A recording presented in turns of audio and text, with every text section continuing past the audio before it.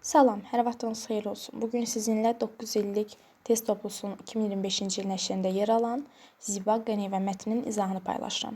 İzaha keçmədən öncə dərslərimiz haqqında məlumat vermək istəyirəm. Dərslərimiz həm Azərbaycan dili, həm də ədəbiyyat fənni üzrə onlayn şəkildə keçirilir. Dərslərimiz haqqında daha ətraflı məlumat almaq üçün 051 959 07 68 nömrəsi ilə əlaqə yarada bilərsiniz. Mən mətni oxumuşam, birbaşa sualların izahına keçirəm. Siz də mətni oxuduqdan sonra videonu izləyə bilərsiniz. 81-ci sualına başlayırıq. İkinci abzasda nömrələnmiş cümlələrin düzgün ardıcıllığını müəyyən edin. Deməli, ikinci abzasımız gördüyünüz kimi bu boşluqlar abzaslar hesab olunur. Bizdən ikinci abzas istəyir. Birinci abzas, bu da ikinci abzas. İkinci abzasda deyir, cümlələrin ardıcıllığını müəyyən edin. Yəni, cümlələr qarışıq verib biz onları sistemləşdirməliyik. Ziba Qaniyeva Azərbaycanın ilk snayper qadınıdır. Moskva uğrunda döyüşlərdə iştirak etmiş, əlində rasiya aparatı ilə 16 dəfə düşmən tərəfə keçib, 8 saat qar üzərində uzanaraq kəşfiyyat məlumatları toplaya bilmişdi. O, 2-ci Dünya müharibəsində ağlasığmaz fədakarlıq göstərmişdi. Bu dözümlülüyünə görə Zibanı snayper kurslarına yazmışdılar. Deməli, baxın, birinci gələcək Ziba Qaniyeva Azərbaycanın ilk snayper qadınıdır. Daha sonra müharibə başlamalıdır ki, bu Moskva uğrunda döyüşlərdə iştirak eləsin. Düzdürmü? Ona görə gələcək 3. O, 2-ci Dünya müharibəsində ağlasığmaz fədakarlıq göstərmişdir. Sonra hansı fədakarlığı göstərib? 2-ni göstərib. Moskva uğrunda döyüşlərdə iştirak etmiş, əlində rasiya aparatı ilə 16 dəfə düşmən tərəfə keçib, 8 saat qar üzərində uzanaraq kəşfiyyat məlumatları toplamışdır. Və bu dözümlülüyünə görə də Zibanın snayper kurslarına yazmışlar. 1-3, 2-4, 1-3-2-4 sualımızın düzgün cavabı A variantı olacaq. Keçdik 82-ci suala. Hansı fikirlər Ziba Qaniyevanın snayper qadın olmasına səbəb olmuşdur? Yaşlılarından fərqlənməsi bu onun snayper qadın olmasına səbəb olmur. Müharibənin başlaması, bəli, o əslində incəsənətə, yəni aktrisalıq meyil göstərmişdi, lakin müharibənin başlaması onun bütün həyatını dəyişir. 2. Digər Azərbaycan qadınlarına örnək götürülməsi, xeyr, kim var idi ki, götürəcək? Ağır yaralanması, xeyr. Çox dözümlü olması, bəli, dözümlü idi ki, 8 saat qar üzərində uzanır və buna görə də onu sonralar snayper kurslarında da yazdırırlar. 2-5 sualımızın düzgün cavabı D variantı olacaq. 83. Mətndə üzərində rəqəm yazılmış sözlərin şərhi əsasında uyğunluğu müəyyən edin. Mətndə üzərində rəqəm yazılmış kəşfiyyat sözünə ləqəb sözüdür. Gəlin baxaq. Birinci sözümüz kəşfiyyat, ikinci ləqəb. Kəşfiyyat nə deməkdir? Kəşfiyyat düşmənin yerini və qüvvəsini müəyyən etmək üçün aparılan əməliyyata deyilir. Yəni 1-ə gedəcək Y.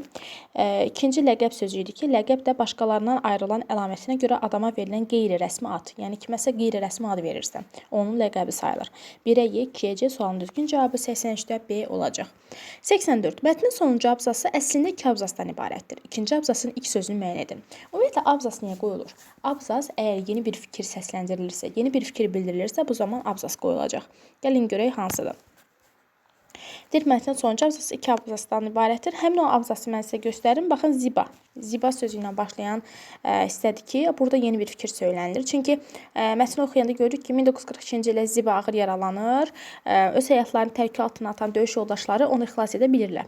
Xəstəxanada ona qulluq edən SSR-in ən yüksək vəzifə sahiblərindən biri Nikolay Şivernikin xanımı Mariya 11 ay onun yatağının yanından çəkilmir. O, ayağa qalxanda isə yaşla dolmuş gözlərini ona dikərək həyata xoş gəldin deyir. Beləcə, Ziba Nikolay Mixayloviçin və Mariya Fyodorovanın mənəvi qızı olur. Ziba 22 yaşına kimi 129 faşisti məhv edərək adını tarixi yazdıran qəhrəman qadınlarımızdandır. Artıq burada bu deməli xəstəxanada baş verən hadisələrdən Mariya Fyodorovnanın qızı olması məsələsindən danışır. Amma Ziba ilə başlayan cümlədə artıq onun 129 faşisti məğlub edərək adını tarixi yazdırmasından bəhs eləyir. Artıq burada yeni bir fikir var deyə bu ikinci abzas, yəni əlavə bir abzasdır. Ona görə Ziba sözü ilə başlayan hissə bizim sualımızın düzgün cavabı olacaq. Yəni, yeni abzas oradan başlaya bilər. İkinci abzas, yəni sonuncu abzas əslində 2 abzasdan ibarət idi. İkinci abzas məhz bu cümlə ilə başlayır. Mətndə nöqtələrin yerinə uyğun gələn ifadəni müəyyən edin. Uyğun olan ifadəni baxaq. Mətndə nöqtələrin yerinə. Nöqtələr hardadır? Hə, baxın. Deyir ki, zirəkliyinə və düşməni gecənin zil yaxınlığında belə qəfil yaxalamaq qabiliyyətinə görə ona ləqəbini vermişdilər. Gecədən bəhs olunursa, zil qaranlıqdan bəhs olunursa, təbii ki, o gecə ovçusu ləqəbi alması daha düzgün olacaq A variantı. Sen 6. Birinci abzasdan hansı sözlə başlayan cümlə çıxarılsa, cümlələr arasında məntiqi əlaqə pozular. Yəni birinci abzasa baxaq. Birinci abzasımız buradır. Onu zərifliyinə və gözəl rəqslərinə görə tanıyırdılar. Onu zərifliyinə və gözəl rəqslərinə görə tanıyırdılar. Bu xüsusiyyətlər bütövlükdə incəsənətə olan marağı onu rəfiqələrindən fərqləndirirdi. Ən böyük arzusu aktrisa olmaq idi. Elə bu məqsədlə də Moskva Teatr Sənəti Dövlət İnstitutuna daxil olmuşdur. Ancaq 2-ci Dünya müharibəsinin başlaması ilə onun həyatı tamamilə dəyişdi. Həmin zərif qız bütün planlarını yarımçıq qoydu. O, könüllü cəbhəyə yollanıb cəsur bir döyüşçüyə çevrildi. Baxın, ancaq sözü ilə başlayan cümləni biz deməli, sözü ilə başlayan cümləni mətndən bu hissədən çıxarsaq, məntiqi ardıcılıq pozula bilirsiniz. Niyə? Çünki o Moskva Teatr Sənəti Dövlət İnstitutuna daxil olmuşdu. Baxın, bu cümləni çıxarsaq, cümlə həmin sözündən başlayacaq da. Həmin zərif qız bütün planlarını yarımçıq qoydu. Yəni artıq səbəbi itəcək, axı bilməyəcək niyə qoyub. Qəbul olur, sonra deyir ki, həmin qız yarımçıq qoyur, o könüllü cəbhəyə. Hardan çıxdı cəbhə? Necə baş verdi? Baxın, bir dənə ancaq sözündən başlayan cümləni biz oradan çıxartdıq, məntiqi əlaqə pozuldu. Yəni səbəbi nə idi? Niyə o deməli planlarını yarımçıq qoydu? Məhz 2-ci Dünya müharibəsinin başlaması onun həyatını dəyişdiyi üçün. Yəni biz bu cümləni çıxarsaq, məntiqi əlaqə nə edəcək? Pozulmuş olacaq. Ona görə sualın düzgün cavabı Y variantıdır. Mətnin 4-cü abzasına aid plan bəndlərini müəyyən edin. Mətnin 4-cü abzası hansı hissədir? Baxın, bu hissəni oxuyun. Bura uyğun, deməli, plan bəndlərini seçməliyik. Biz buranı oxuyanda görürük ki, nə plan bəndi seçə bilərik? Həyat uğrunda mübarizə. Bir dəqiqə. Həyat uğrunda mübarizə. Bəli, biz deməli, buranı oxuyan zaman görürük ki, həyat uğrunda mübarizə var. Çünki yaralanır və həyat uğrunda mübarizə aparır da, yəni yaşamaq uğrunda mübarizə aparır. Deməli, 2-dən deyir ki, xalqa çağırış. Xalqa çağırış bu hissədə deyil idi axı. Xalqa çağırış ondan əvvəlki hissələrdir. Nakam həyat hekayəsi. Nakam həyat hekayəsi ilə bağlı biz 4-cü abzasda heç nə görmürük. Qazanmış yeni ailə, bəli. Yeni bir ailə qazanır o sonuncu abzasda. Ona görə də sualın düzgün cavabı 1-4 B variantı. 88. Məsələ əsasən Ziba Qaniyeva ilə bağlı doğru fikirləri müəyyən edin. Xalqa müraciəti ilə onları ayağa qaldıra bilmişdi. Xalqa müraciət eləyir, amma onları ayağa qaldıra bilmişdi məsələsi kitabda verilmiş, yəni mətndə verilməyib. Xalqa bəli müraciət edir, amma onları ayağa qaldıra bilmişdi. Bu fikir artıq Ziba Qaniyeva ilə bağlı doğru fikir deyil. Çünki mətndə o haqda məlumat verilməyib deyə biri götürmürəm. Vətən sevgisi incəsənətə olan marağını üstələdi. Bəli, onun incəsənətə marağı var idi, amma Vətən müharibəsinin, 2-ci Dünya müharibəsinin başlaması onun bu planlarını yarımçıq qoydu. Yəni vətən sevgisi incəsənətə nə etdi? Üstələdi. Yaralandığından ən böyük arzusunu reallaşdıra bilmir. Xeyr, müharibə başladığı üçün ən böyük arzusunu, yəni aktrisa olmaq arzusunu reallaşdıra bilmir.